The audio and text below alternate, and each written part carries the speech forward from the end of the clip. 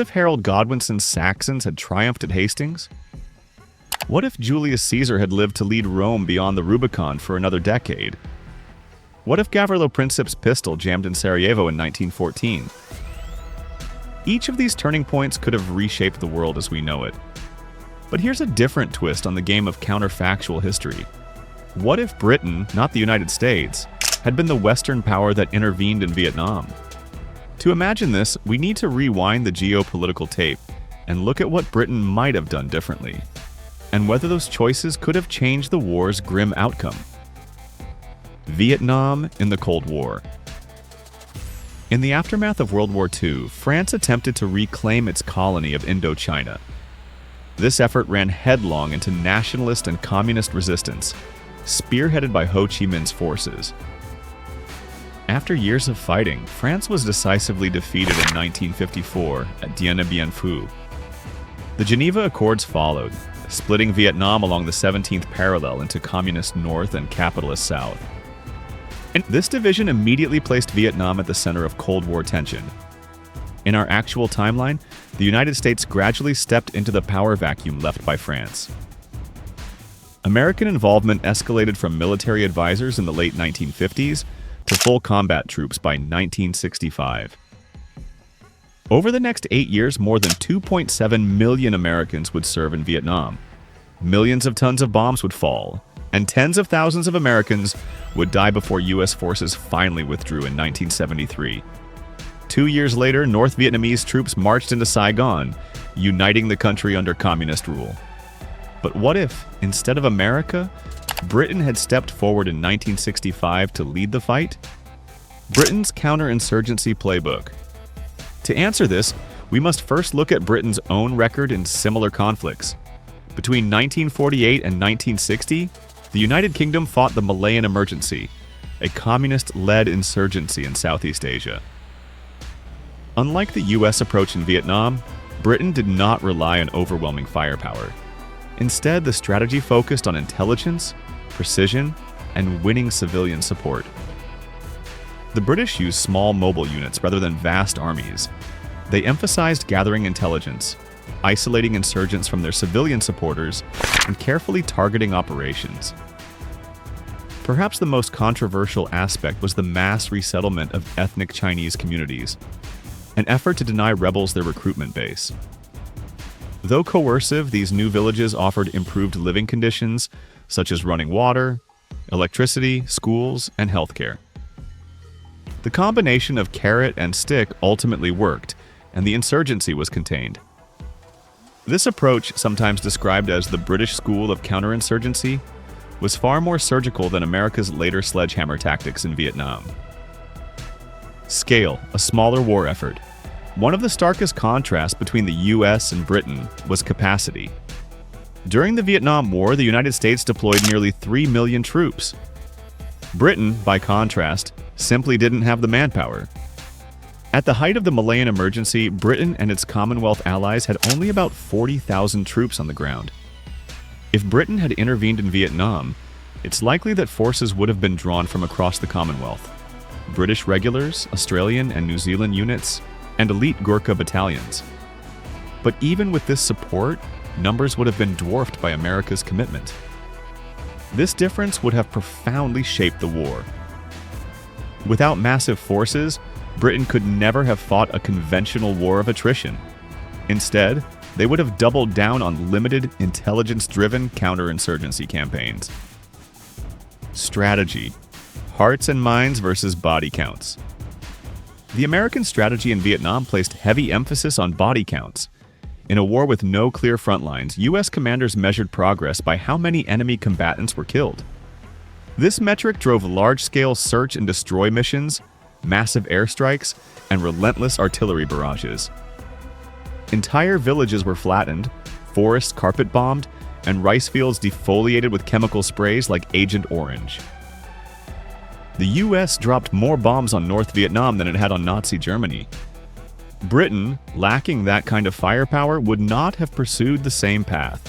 Instead, they would likely have replicated their Malayan methods, isolating insurgents from their civilian supporters, pacifying one region at a time, and relying on local militias and police forces for security. Imagine SAS patrols slipping quietly through the jungle, striking surgically at Viet Cong leaders, rather than squadrons of B-52s leveling the countryside. Law enforcement and village defense units would handle day-to-day order, while the military concentrated on strategic operations. This division of responsibility, which the Americans struggled to establish, had been central to British success in Malaya. The question of resettlement. One of the boldest and most controversial aspects of Britain's Malayan strategy was the forced resettlement of ethnic Chinese villagers. By moving them into fortified settlements, Britain deprived insurgents of food, recruits, and shelter. Though disruptive, this policy also provided better infrastructure and healthcare for resettled families, gradually winning support. Would something similar have worked in Vietnam? Probably not. Unlike Malaya, where rebels drew heavily from a distinct ethnic minority, the Viet Cong recruited broadly across Vietnamese society. Attempting mass resettlement on that scale would likely have been unworkable and even more politically explosive. Still, Britain might have tried localized efforts to secure vulnerable communities and cut off insurgent networks. Manpower and public opinion. Another crucial difference lies in domestic politics. The United States relied on the draft to sustain its war effort, conscripting over 2 million men. This fueled anti-war protests, cultural upheaval, and the rise of a powerful counterculture movement. Britain had ended national service in 1960, and in this alternate timeline, it's unlikely conscription would have returned. A British-led Vietnam War would therefore have depended on professional soldiers and volunteers. This limited manpower would have capped the size of the intervention, but might also have blunted domestic opposition. Without a draft, there would be no Woodstock, no draft card burnings, and no generational revolt against authority. Discontent might still have simmered in Parliament and among intellectuals, but it would have been a quieter kind of protest. Could Britain have succeeded? Would the British approach have worked better? In some respects, possibly. A leaner counterinsurgency might have caused less devastation, reduced civilian casualties, and avoided the heavy-handedness that turned so many South Vietnamese against the Americans. But the limits of British power must also be acknowledged. The Viet Cong and North Vietnamese army were not just small bands of guerrillas. They were a determined, state-backed force supplied by China and the Soviet Union. Winning a few tactical victories, even pacifying regions, would not have been enough. Without massive escalation, something Britain could neither afford nor politically sustain, the communists could simply wait out their adversaries.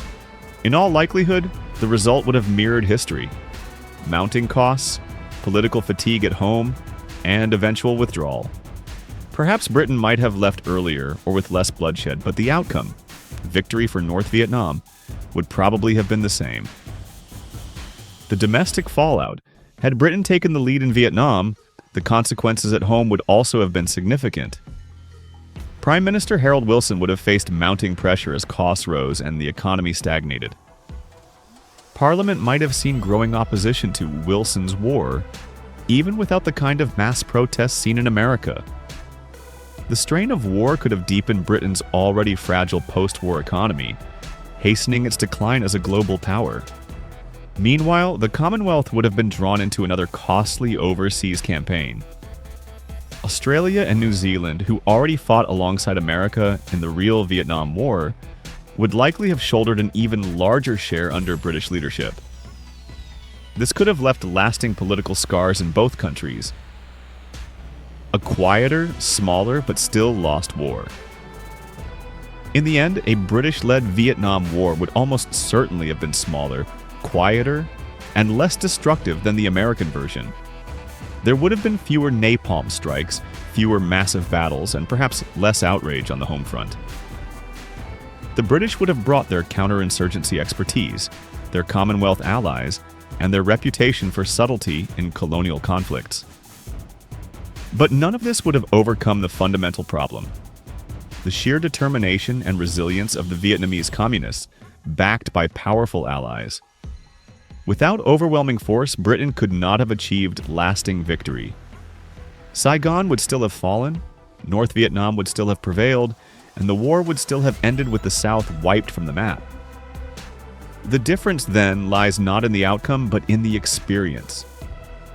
Britain's war would have been less noisy, less explosive, and less infamous, but still a tragic and futile struggle in a faraway land. So, what do you think? If Britain had led the war in Vietnam, would their counterinsurgency tactics have made a real difference? Or was the conflict doomed from the start? Drop your thoughts in the comments below. I'd love to hear your take on this alternate history. If you enjoyed exploring this what if, make sure to hit that like, and don't forget to subscribe for more deep dives. Thanks for watching, and I'll see you in the next one.